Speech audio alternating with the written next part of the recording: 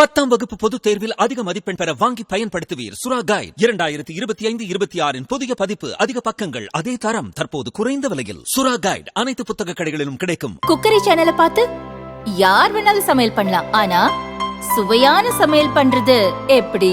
நான் இதயம் நல்லெண்ணெயில சமையல் பண்றேன். ஆஹா ஓஹோன்னு பாராட்டுறாங்க.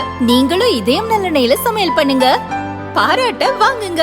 தினம் தோறும் வாங்குவே இதயம் இதயம்.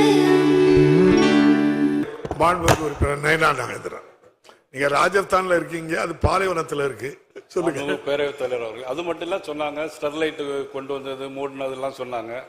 நம்மளுடைய முதலமைச்சர் தான் ஸ்டெர்லைட்டை திறந்து வச்சாங்க. ஸ்டெர்லைட் வேணுமா வேண்டாமாங்கிறது அது வேற விஷயம். ஆனா திறந்து வைத்தது அது பிறகு போராட்டம் ஆரம்பிச்சது யார் காலம் அதையும் சேர்த்து சொல்லுங்க.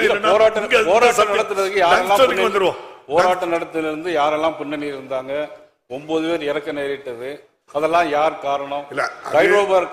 ஹைட்ரோகார்பன் யார் கொண்ட, யாருடைய காரணம்? மீத்தேன்.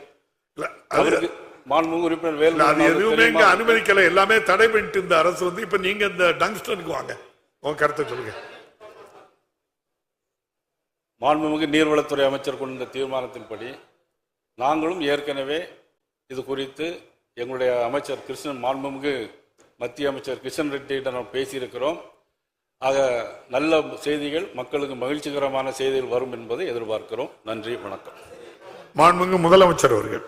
மாண்புமிகு பேரவைத் தலைவர்களே, இங்கு பிஜேபி கட்சியினுடைய பாரதிய ஜனதா கட்சியை சார்ந்த திரு நயனா நாகேந்திரன் அவர்கள் ரொம்ப அழகாக பேசியிருக்கிறாரு.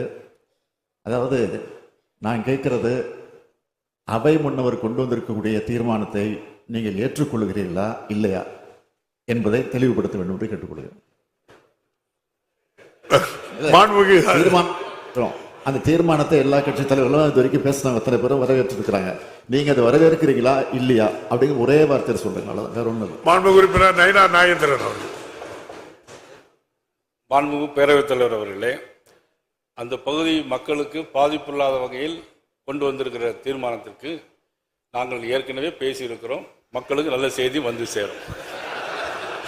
அப்படின்னா நீங்க ஆதரிக்கிறீங்க எடுத்துக்கிடலாம், அப்படித்தானே அந்த தீர்மானத்தை? நன்றி.